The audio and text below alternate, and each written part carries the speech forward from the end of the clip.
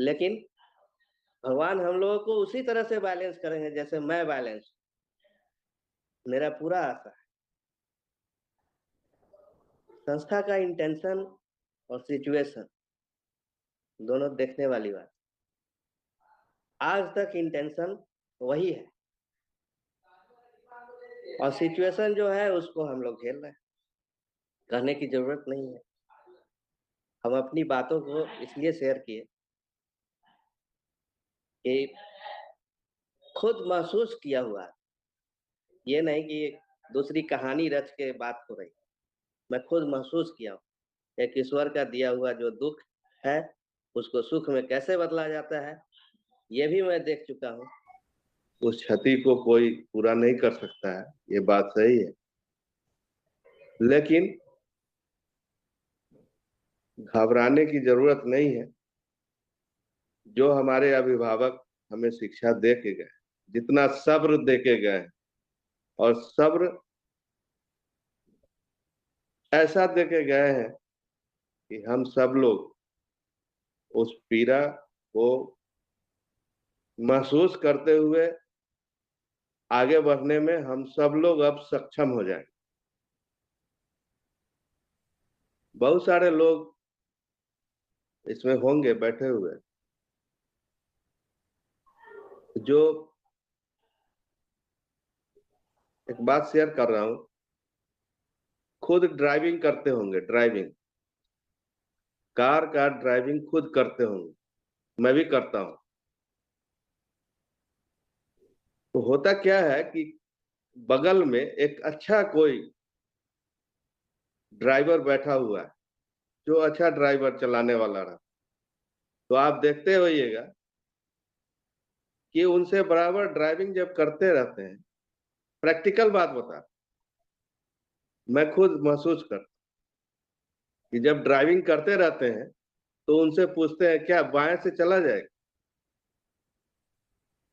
तो कहते हैं कि यहाँ बाएं से चला जा सकता है या इधर से निकाला जा सकता है।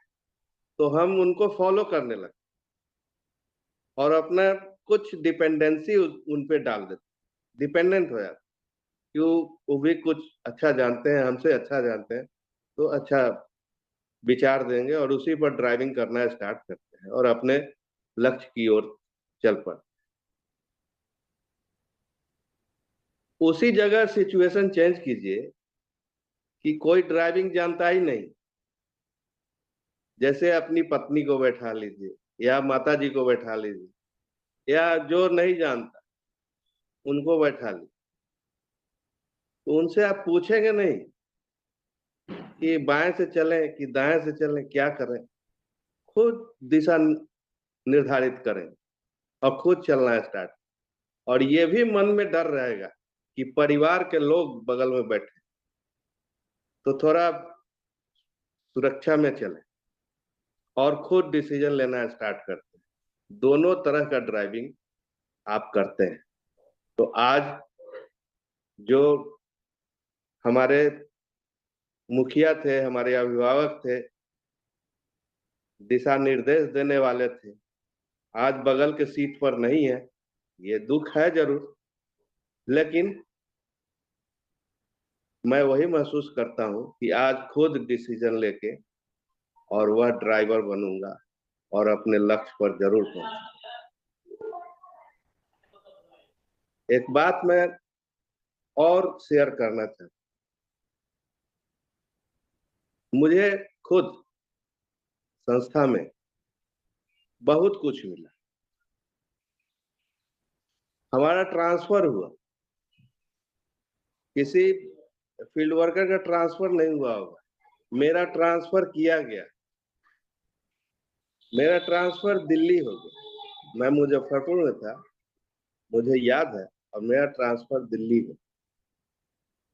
और दिल्ली में माननीय तारा श्री महोदय से मुलाकात, एक छोटी सी वाक्य में बता। और उस समय मैं सीनियर मोटिवेटर, कोऑर्डिनेटर होने के कगार, 1992 की बात,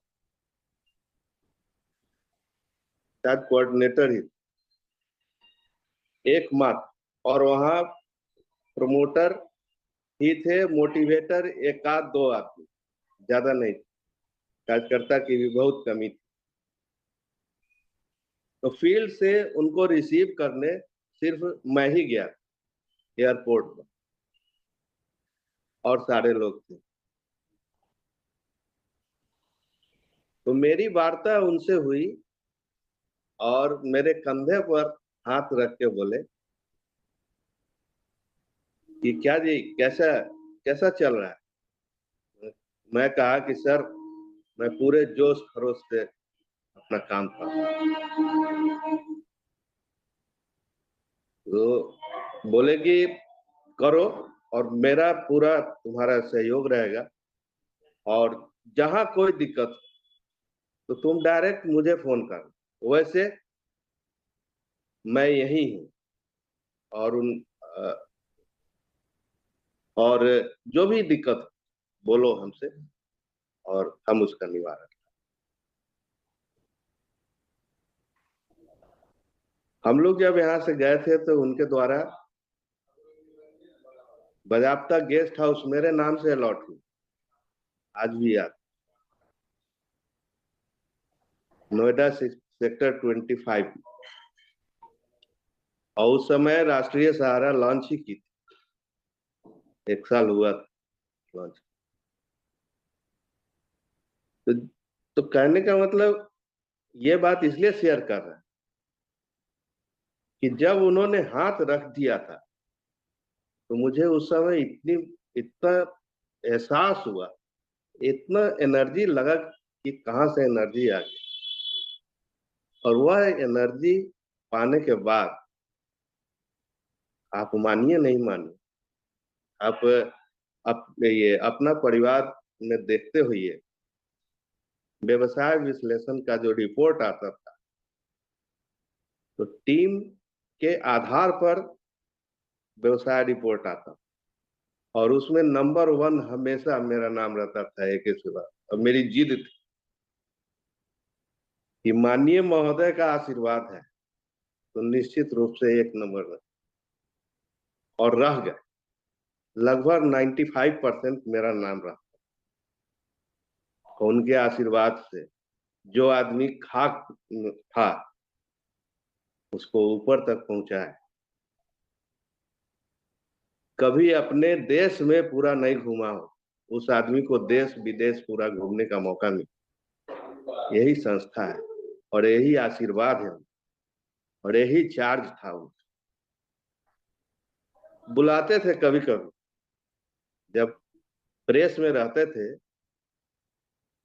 तो उनके द्वारा कहा जाता था कि अनिल को बुलाओ, ऐसे ही बोलते थे। तो हम लोग प्रेस में खाना खाने जाते थे, हम लोगों को कूपन फ्री मिला हुआ था, खाने का रहने का फ्री मिला हुआ, और 1300 रुपया डेली अलाउंस सबको मिलता था उस समय। लगभग 1 वर्ष तक 1300 रुपया पर डे अलाउंस मिलता था, और उस पर काम करते थे। आपको आज बता दें, और काफी प्रयास करके उनको दिखाने का प्रयास था, और हम खरे भी उतरे उनके साथ। उनके द्वारा बुलाया जाता था, उनके सामने डिस्कशन होती थी। हमारे कभी कभी सीनियर भी रहते थे और हमारे जूनियर्स भी रहते थे, उनको भी कहते थे कि चलिए सर से मिलाते हैं, बहुत खुश हो जाते।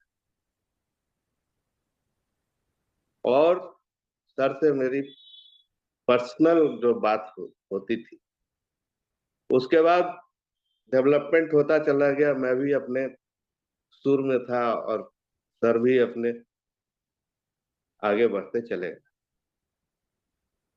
C3 सेक्टर 11 में, सेक्टर 11 नोएडा में, वही राष्ट्रीय सहारा में, आज याद आ रहा है वो सब समय कि सर का दिया हुआ इतना बड़ा। मैं जो महसूस कर रहा हूँ, मैं अपनी बात शेयर, और भी बातें हैं। क्या बात, जो बातें, जो और भी बातें हैं वो सब लोग जानते हैं। सब अभी मीडिया में चल रहा है, क्या थे सर, क्या थे नहीं थे, कैसे करते थे, कितना प्रेरणा स्रोत थे, सब लोग एक मुंह से बोल रहा है, सब लोग सुन रहा है। जो मेरी अनुभूति उनके साथ हुई, मैं आज आपके सामने शेयर कर रहा हूं। और मानिए नहीं मानिए, मेरे टीम में उस वक्त 1.25 लाख से ऊपर आदमी हो गया। दिल्ली, हरियाणा, हिमाचल प्रदेश, पंजाब, सब आसाम, नागालैंड, बिहार, यूपी, गोवा, फिर पश्चिम बंगाल, ये सब जगह मेरी टीम थी। मतलब इतना, ये बात इसलिए बता रहा हूं कि इतना चार्ज हो गए थे कि टीम बनाने में कोई हमसे आगे नहीं होगा। इतना आज मैं गर्व से कहूं, और उन्हीं का किया हुआ, उन्हीं का हाथ, बहुत मन लगता। आज वो अभिभावक नहीं रहे, बट इतना दे के गए हैं, इतना सबल करके गए कि आज भी लोग इस संस्था को आगे बढ़ाते रहे। हमारे जैसे बहुत लोग हैं, बहुत लोगों के सर पर उनका हाथ था, काफी उत्साहित मन से काम होता। खैर, अब खुद ड्राइविंग करना है, और उस लक्ष्य तक, जो लक्ष्य हमने आपने सबने निर्धारित किया है, उस लक्ष्य तक चल पहुंचना है। ये संकल्पित होना ही होगा। आज का समय की मांग वही है कि हम सब लोग अब समझ लें। ऐसे तो विश्वास नहीं होता है। जब ऑडिटोरियम में गए थे, माननीय गुप्ता जी हैं सामने, भागलपुर, उनसे मुलाकात हुई थी मेरी।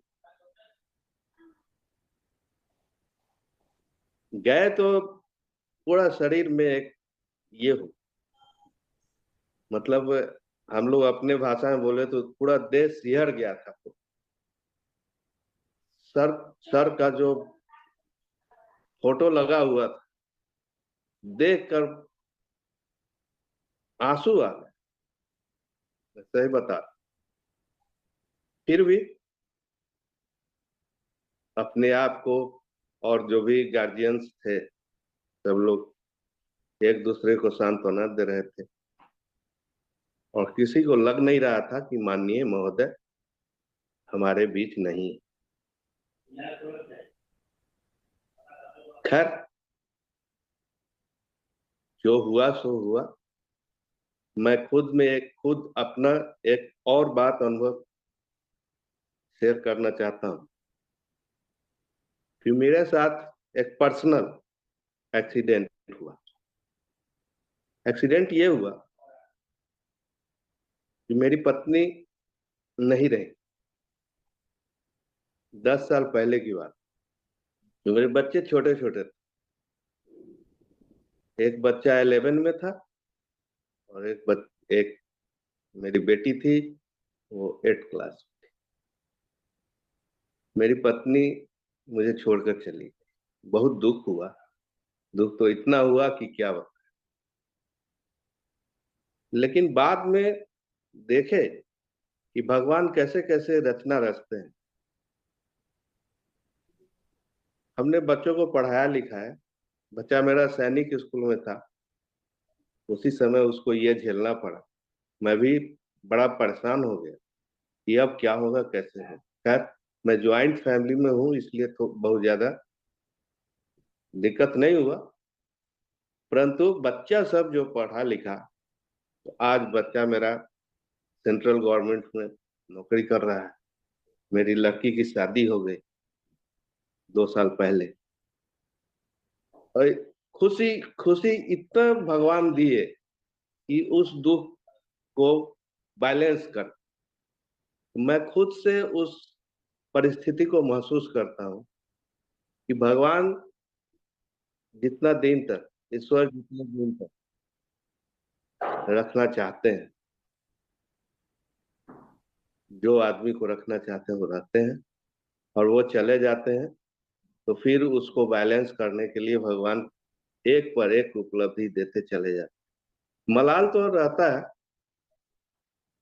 मलाल तो पर्सनल तौर पर रहता ही है कि आज रहती तो ये होता, आज रहती तो वो होता, लेकिन जो खुशियां दिख गई है वो भी वो कम नहीं। तो, तो कहना ये है, इस बातों से मैं ये कहना चाह रहा हूँ, मेरा आशय ये है कि भगवान उनको बुलाए हैं, उनकी मर्जी के आगे कोई नहीं चलता है, लेकिन भगवान हम लोगों को उसी तरह से बैलेंस करेंगे जैसे मैं बैलेंस, मेरा पूरा आशा है। संस्था का इंटेंशन और सिचुएशन दोनों देखने वाली बात। आज तक इंटेंशन वही है और सिचुएशन जो है उसको हम लोग झेल रहे हैं, कहने की जरूरत नहीं है। हम अपनी बातों को इसलिए शेयर किए कि खुद महसूस किया हुआ, ये नहीं कि दूसरी कहानी रच के बात हो रही, मैं खुद महसूस किया हूँ एक ईश्वर का दिया हुआ जो दुख है उसको सुख में कैसे बदला जाता है, ये भी मैं देख चुका हूँ।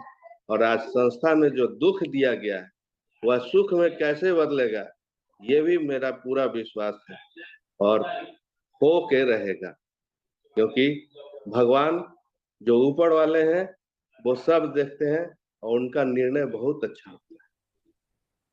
जो होता है वह अच्छा होता है, ये कहने की बात नहीं है, ये महसूस करने की बात है और हमने खुद महसूस किया है। जो होता है अच्छा के लिए, कल देखिएगा फिर हम लोग बहुत अच्छे हो जाएंगे।